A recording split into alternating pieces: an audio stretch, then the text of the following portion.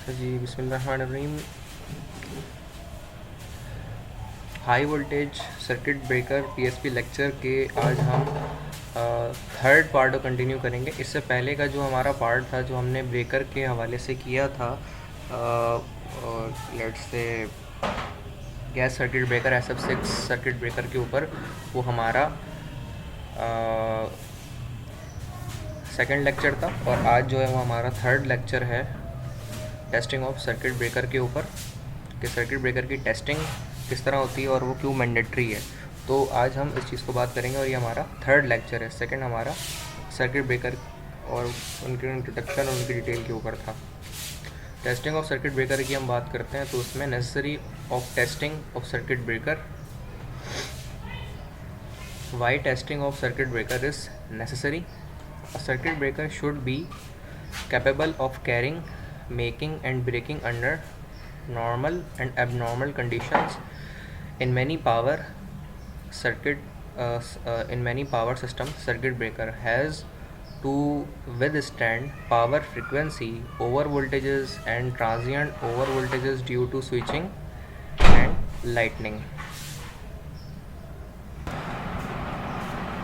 अच्छा जी, अब इसमें ये बात डिस्कस करते हैं हम आगे कि हमारे जो बहुत सारे फॉल्ट्स होते हैं जो कि सिस्टम सर्किट ब्रेकर जो विद स्टैंड की वजह से होते हैं, या पावर फ्रिक्वेंसी के नतीजे में होते हैं, या ओवर वोल्टेज, अंडर वोल्टेज, या ट्रांजिएंट सर्टेन टाइम में अगर स्पाइक्स ऑफ दी वोल्टेज आ जाए तो उसके नतीजे में जो हमारे इंटरप्शन होती है, उससे सर्किट ब्रेकर को बहुत ज़्यादा नुकसान होता है। मल्टीपल टाइम ट्रिपिंग के नतीजे में सर्किट ब्रेकर इंटरनली डैमेज भी हो जाता है। शॉर्ट सर्किट के नतीजे में बहुत सारे उसके फंक्शंस होते हैं जो कि डैमेज हो जाते हैं, और बहुत ज़्यादा स्विचिंग, लाइटनिंग, आर्किंग, सर्जिस के नतीजे में इंटरनल डैमेजेस सर्किट ब्रेकर के अंदर होते हैं, जो कि रिपेयर मेंटेनेंस में हमें पता लगता है। लेकिन बाज़ औक़ात ये होता है कि सर्किट ब्रेकर की जो ईयरली टेस्टिंग है, स्केजुअल टेस्टिंग है, उसमें हमें ये सब चीज़ें टेस्ट करना ज़रूरी होता है। तो इसीलिए एक मैंडेटरी पार्ट है सर्किट ब्रेकर का टेस्टिंग का, कि उसको लाजमी टेस्ट करना और उसकी बहुत सारी चीज़ें चेक करना ज़रूरी था। Performance of the circuit breaker under normal and abnormal conditions can be verified by performing different types of test on circuit breakers. तो मुख्तलिफ़ किस्म के टेस्ट सर्किट ब्रेकर पे किए जाते हैं, जिसके नतीजे में हमें उसकी हेल्थ का अंदाज़ा होता है। The main purpose of testing of circuit breaker is to confirm that circuit breaker is able to work on particular voltage and current rating और नॉट, कि जो पर्टिकुलर करंट रेटिंग वोल्टेज और करंट की है उसमें वो काम कर रहा है या नहीं, उसका शॉर्ट सर्किट करंट टेस्ट करना, उसका हाई वोल्टेज टेस्ट करना, ये सारी चीज़ें टेस्टिंग परफॉर्म करने के बाद ही हमें आइडिया होता है कि सर्किट ब्रेकर सही तरह से अपनी वर्किंग कर रहा है या नहीं।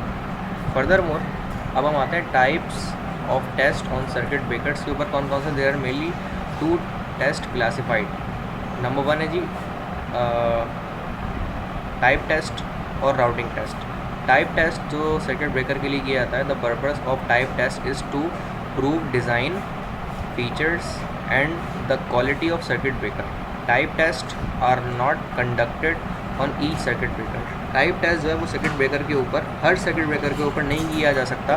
This is done to prove the capabilities and to confirm the rated characteristics of the circuit breaker. और ये टेस्ट करने का जो मकसद होता है वो यही है कि हम ये टेस्ट कर सकें कि सर्किट ब्रेकर अपनी नॉर्मल रेटिंग्स जो उसकी हैं, करंट और वोल्टेजेस की, और इसके अलावा दीगर पैरामीटर जो फ्रिक्वेंसी की है और फेज़ एंगल की हैं, ये सर्किट ब्रेकर के अंदर ऑपरेटिंग हो रही हैं, वो जज कर पा रहा है या नहीं। इसके अलावा जो शॉर्ट सर्किट की कैपेबिलिटीज़ हैं, short circuit capacity, short circuit breaking capacity, ICS, ICW, ICU और माइक्रोलॉजिक वगैरह की जो चीज़ें हैं, CD की जो कैरेक्टरिस्टिक्स हैं, जो उसके पैरामीटर सेकेंडरी रेशियोज़ हैं, क्या वो सही से जज कर पा रहा है, क्योंकि बहुत सारे सर्किट ब्रेकर ऐसे होते हैं जिनके अंदर ये फिजिबिलिटी भी मौजूद होती है।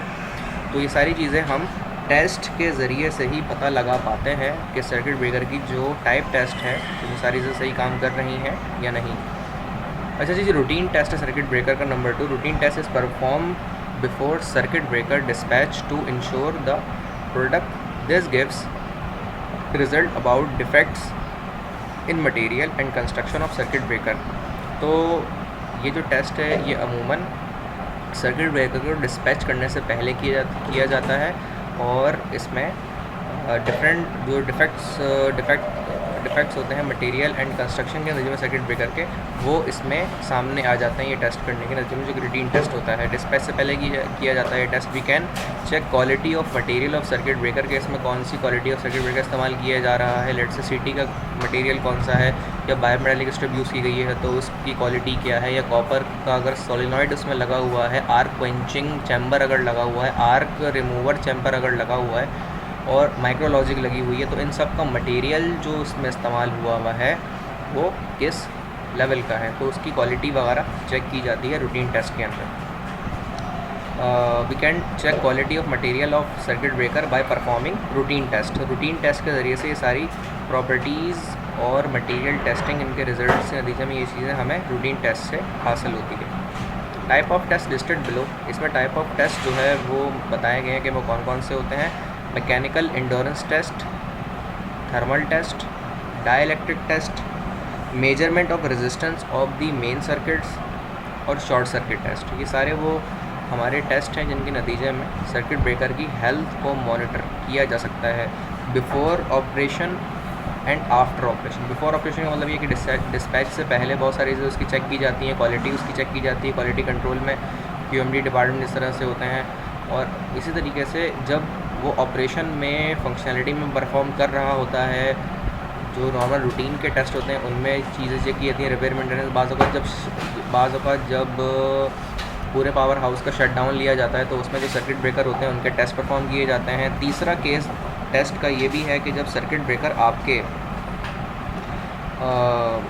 शॉर्ट सर्किट या फिर किसी फॉल्ट के नतीजे में ट्रिप हो जाता है तो उस वक्त भी टेस्ट किया जाता है कि वो किस एबनॉर्मल कंडीशंस में ट्रिप हुआ है, और फिर इस तरह अगर दोबारा से होता है तो सर्किट ब्रेकर अपने आप को सस्टेन रख पाएगा या नहीं, तो इसमें भी उसकी हेल्थ मॉनिटरिंग की जाती है, जो कि टेस्ट के बगैर हमें चीज़ें नहीं होंगी। तो ये सारे 5 उस तरह के टेस्ट हैं जिससे सर्किट ब्रेकर की आपको हेल्थ मालूम होगी। मैकेनिकल इंडोरेंस टेस्ट जो आपका है, in this test the circuit breaker is open and closed 500 times or other values as agreed to between the purchaser and the supplier। इसमें 500 मरतबा सर्किट ब्रेकर को ओपन और क्लोज़ किया जाता है और उसकी करेक्टरिस्टिक्स को ऑब्जर्व किया जाता है कि जनाब सर्किट ब्रेकर जो है वो ऑपरेशन इसके बाद भी सही दे रहा है या नहीं, परचेज़र को हैंडओवर करने से पहले। The test are carried out without current through the main circuit of the circuit breaker. उसमें जो करंट है उसको नॉर्मल रेटिंग में आप प्रोवाइड करके नहीं करते, बल्कि सिर्फ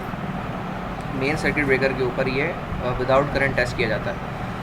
out of the total number of test 10% should be close open operation, that is with the tripping mechanism energise by the closing of main contacts during test, occasional lubrication but no mechanical adjustment are permissible। After test all parts including contacts should be in good condition and there should be no permanent distortion and undue wear of the parts। अब इसमें ये चीज़ बताई जा रही है कि आप जब इस टेस्ट को परफॉर्म कर रहे होते हैं तो वो कौन कौन से प्रिंसिपल्स हैं या वो स्कीम या वो रूल जिसके तहत ये टेस्ट किया जाता है कि इसमें प्रॉपर ओकेजनल जो टेस्ट किया जा रहा हो तो लुब्रिकेशन जो है आप कैसे करेंगे, due to mechanical adjustment permissible किस तरह की उसमें होनी चाहिए। एडजस्टेबल बाज़ों का चीज़ें परमिसेबल लेवल की रखी जाती हैं कि इसको इस लेवल या इस डिले से करना चाहिए। अगर शॉर्ट सर्किट आया तो इतने डिले के बाद वो सेंस हो जाए milli of second, micro of second के अंदर, और उसका डिस्प्ले भी माइक्रोलॉजिक पे हो। ये सारी चीज़ें एडजस्टमेंट की जाती हैं आफ्टर द टेस्ट।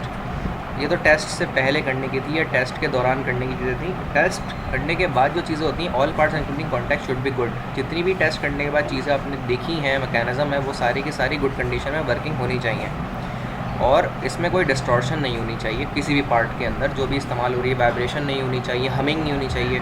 वाइब्रेशन तो आप अंदाज़ा कर सकते हैं, हमिंग होती है एक साउंड जो कि वाइब्रेशन की तरह का होता है, लेकिन उसका हमिंग इस तरह कहते हैं कि वो ये वाला साउंड आ रहा होता है, और वाइब्रेशन का इस तरह का साउंड आ रहा होता है। तो और एक चीज़ होती है जो कि चैटरिंग भी होती है।